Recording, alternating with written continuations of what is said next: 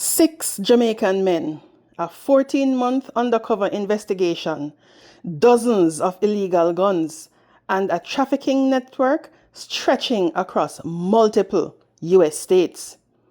This isn't just another arrest story. This is being described as one of the largest gun trafficking crackdowns in recent New York history. Now, let us look at what happened. Authorities in New York have arrested and charged 6 Jamaican nationals in connection with a major gun and drug trafficking operation uncovered after more than a year of surveillance and undercover work. According to investigators, the group allegedly moved illegal firearms across state lines and sold them on the streets of Long Island and Queens, 2 areas that have long struggled with gun violence. This wasn't random street crime. This was organized, coordinated, and deliberate. Law enforcement says the numbers tell the real story. 47 illegal handguns seized, over 1 kilogram of cocaine and heroin recovered, multiple undercover gun and drug purchases carried out during the investigation. Now, let that sink in. This wasn't a one-time deal. It was an active pipeline feeding weapons and drugs into communities. Investigators say the suspects allegedly sourced firearms from other US states including Pennsylvania, Georgia, and North Carolina, transported them into New York, and sold them through coordinated street-level distribution. Undercover officers reportedly bought guns at least 8 times and drugs more than a dozen times, building a case piece by piece. Now, this is classic trafficking structure. You supply, transport, distribute, and street sales. Now let us look at who's involved. The 6 men now face multiple serious charges, including illegal firearm sales, drug trafficking, conspiracy. Some could face up to 25 years in prison if convicted. Now, several were hit with hundreds of thousands of dollars in bail, while at least 1 suspect was held without bail. All have pleaded not guilty and are awaiting further court proceedings. Now, here's where we need to think deeper, because this case isn't isolated. It fits into a much larger pattern.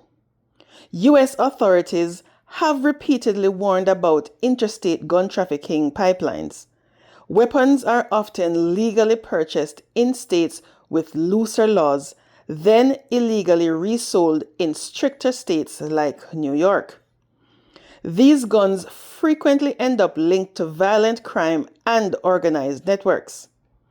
At the same time, Caribbean countries, including Jamaica, have long struggled with illegal firearm inflows, often traced back to the United States. So this flow goes both ways. Guns move into the US underground market, and similar networks push weapons into Caribbean nations. Jamaican authorities have repeatedly emphasized that illegal guns are a major driver of violent crime on the island. In fact, firearms are the primary weapon used in murders in Jamaica. Law enforcement continues aggressive operations to seize illegal weapons and dismantle trafficking networks. So when Jamaican nationals are linked to overseas trafficking operations, it raises tough questions about transnational crime networks, diaspora involvement, and how deeply these systems are connected globally.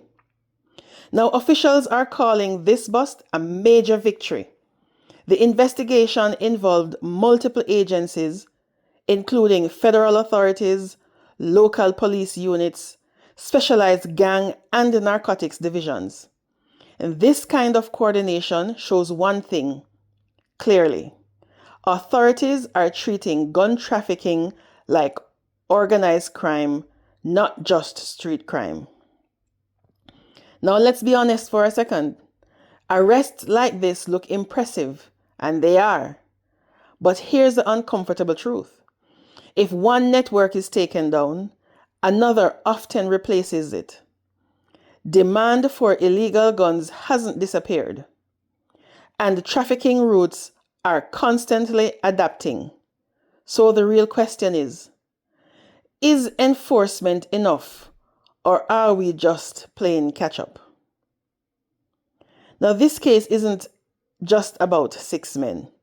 It's about how guns move, how crime networks operate, and how global the problem really is. Because what starts in one state can end up impacting entire communities across countries.